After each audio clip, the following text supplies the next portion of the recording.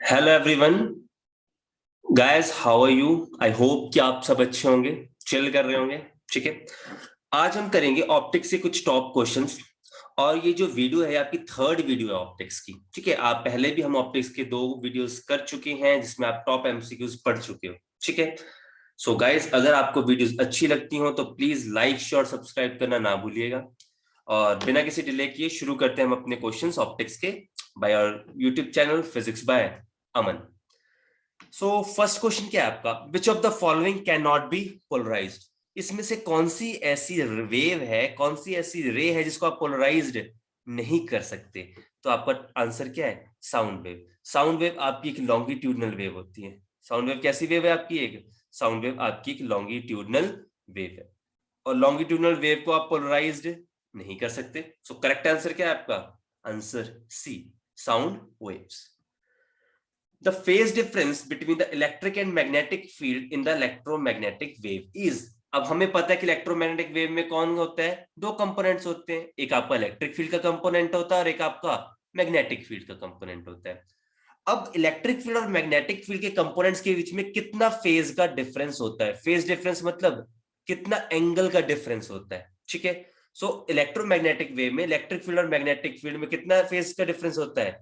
0 phase difference होता है। ठीक है, इलेक्ट्रिक और मैग्नेटिक फील्ड के बीच में कितना फेज डिफरेंस होता है, कितना एंगल का डिफरेंस होता है? 0 degree. So let's move to our next question. Next क्या है आपका? 2 points P and Q are situated at the same distance from a source of light।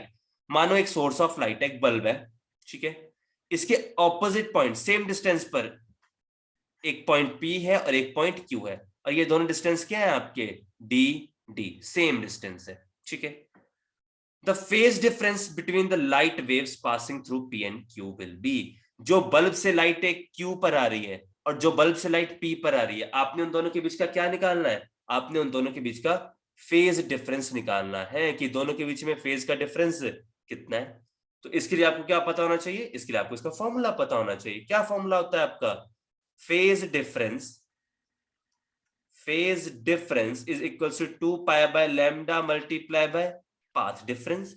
ये आपका फेज डिफरेंस का फॉर्मूला होता है। ठीक है, अच्छा देखो, बल्ब से P भी उतनी डिस्टेंस पर है, बल्ब से Q भी उतनी डिस्टेंस पर है, तो दोनों के पाथ का डिफरेंस, ये भी D ये भी D, path difference D minus D कितना हो गया? 0। तो आपके पास फेज डिफरेंस भी कितना हो जाएगा? 0। तो दोनों के बीच में फेज डिफरेंस कितना है आपका? 0। ओके, सो अगर एक बल्ब से 2 पॉइंट्स इक्वल डिस्टेंस पर है तो दोनों के बीच का फेज डिफरेंस 0 होगा। और फेज डिफरेंस 0 क्यों हुआ? क्योंकि उनके बीच का पाथ डिफरेंस 0 था। ठीक है, सो इसका करेक्ट ऑप्शन क्या है आपका? Option D.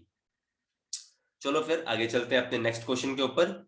Which of the following is not a property of light? इनमें से कौन सी ऐसी प्रॉपर्टी है जो लाइट से बिलोंग ही नहीं करती है, जो लाइट की प्रॉपर्टी नहीं है? It can travel through vacuum. सही बात है, लाइट तो वैक्यूम से ट्रेवल करती है, no doubt at all. It has finite speed. सही है, उसकी एक फाइनाइट स्पीड होती है, कितनी? 3 × 10⁸ मीटर पर second. It requires some material medium for its propagation. क्या लाइट को एक मीडियम की जरूरत है?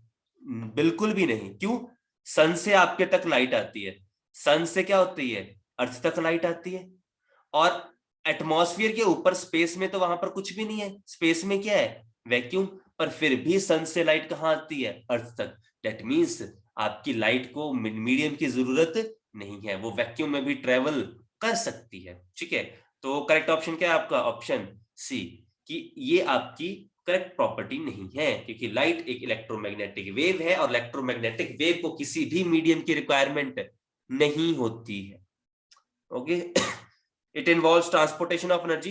बिल्कुल सही, सन से एनर्जी कहां आती है? अर्थ पर, तो एनर्जी का ट्रांसपोर्टेशन हो रही है। ठीक है, तो करेक्ट ऑप्शन क्या है आपका? Option C. Okay, rainbow is form due to combination of. देखो, जो रेनबो होता है ना, उसमें मेनली 3 प्रोसेस होते हैं। कौन कौन से? रिफ्रैक्शन, डिस्पर्शन और TIR, टोटल इंटरनल रिफ्लेक्शन। इन 3 फिनोमिना की वजह से आपको क्या देखने को मिलता है? आपको रेनबो देखने को मिलता है। अब ये 3 आपके जो प्रोसेस है, इनमें से किन में है? जो यहां पर दो है सभी ऑप्शंस में। पहला रिफ्रैक्शन एंड अब्जॉर्प्शन। अब्जॉर्प्शन नहीं होती, रिफ्रैक्शन तो होती है, बट दूसरी ऑप्शन गलत है, दैट मींस ऑप्शन ए ही गलत है आपकी। डिस्पर्शन एंड फोकसिंग, फोकसिंग भी नहीं होती है इसमें तो। Third one dispersion and TIR, देखो डिस्पर्शन भी है टीआईआर भी है, तो करेक्ट ऑप्शन क्या है आपके ऑप्शन सी कि रेनबो में डिस्पर्शन और टीआईआर की वजह से होता है। ठीक है, तो करेक्ट ऑप्शन क्या है आपकी ऑप्शन सी। ओके गाइस, तो अगर आपको वीडियो अच्छी लग रही हो, अगर आपको क्वेश्चन इंफॉर्मेटिव लग रहे हो, कि आपकी हेल्प कर रहे हैं, तो प्लीज लाइक शेयर सब्सक्राइब जरूर करिएगा। ठीक है, चलो फिर आगे चलते हैं अगले क्वेश्चन पे ऊपर। अब बॉय, एक लड़का है, ठीक है, उसको स्पेक्स लगे, और कितनी फोकल लेंथ के स्पेक्स लगे हैं, -50। अच्छा, अब सबसे पहले बात ये आती है कि फोकल लेंथ नेगेटिव है। फोकल लेंथ नेगेटिव कौन से लेंस की होती है? यस एनीबॉडी, कौन से की होती है? कनकेव की, बिल्कुल सही। क्या होती है फोकल लेंथ किसकी? आपकी किस मिरर की आपकी फोकल लेंथ नेगेटिव होती है? कनकेव मिरर की फोकल लेंथ नेगेटिव होती है। चलो ठीक है भाई, यहां तक भी पहुंच गए। अब कनकेव मिरर की अगर वो नेगेटिव होती है, तो कनकेव मिरर कौन से डिफेक्ट को सही करता है इनमें से? कनकेव मिरर इनमें से किस डिफेक्ट को सही करता है? मायोपिया। दैट मींस उस बच्चे को, उस बॉय को कौन सा डिफेक्ट है? मायोपिया। कैसे पता चला? क्योंकि फोकल लेंथ नेगेटिव है। नेगेटिव फोकल लेंथ का मतलब कनकेव मिरर, और कनकेव मिरर कौन से डिफेक्ट को सही करता है आपका? मायोपिया। ठीक है, so correct option is option C. Next one, how much intensity of image is increase if the diameter of objective of telescope is doubled? एक इमेज की इंटेंसिटी को क्या फर्क पड़ेगा जब उसके लेंस का डायमीटर क्या कर दिया जाए? डबल कर दिया जाए। तो आप सबको पता होना चाहिए intensity is directly proportional to area, and area is directly proportional to square of diameter. ये रिलेशन होता है इंटेंसिटी और एरिया का, एरिया और डायमीटर का। ठीक है, तो इससे मैं कह सकता हूं कि intensity is directly proportional to square of diameter. Okay, in diameter क्या कर दिया गया आपका? डबल। तो I is directly proportional to 2d का whole square, I is directly proportional to 4d square. Intensity कितने टाइम्स बढ़ गई आपकी? 4 टाइम्स। सो करेक्ट ऑप्शन क्या है आपका? ऑप्शन 4। इंटेंसिटी कितने टाइम्स इंक्रीज हो गई? 4 टाइम्स। ठीक है, अब नेक्स्ट क्या है आपका? The lens of focal length is 5 centimetre and 50 centimetre are to be used for making a telescope. एक टेलीस्कोप में दो लेंस यूज किए गए हैं, एक की कितनी है? 5 सेंटीमीटर फोकल लेंथ है, और एक की कितनी आपकी है? 50 सेंटीमीटर। अब हमें पता है कि टेलीस्कोप में दो लेंस यूज किए जाते हैं। कौन कौन से दो लेंस? एक आपका होता है ऑब्जेक्टिव लेंस, और एक आपका कौन सा होता है? एक आपका होता है आई लेंस, या फिर जिसको और क्या बोलते हो, जिसको आप और बोलते हो आई पीस। अब जो टेलीस्कोप होता है ना, उसमें क्या होता है? उसमें ऑब्जेक्टिव लेंस बड़ा होता है और आई लेंस छोटा होता है। तो ऑब्जेक्टिव लेंस की फोकल लेंथ भी बड़ी होगी और आई पीस की फोकल लेंथ छोटी होगी। तो ऑब्जेक्टिव के लिए आप कौन सा यूज करोगे?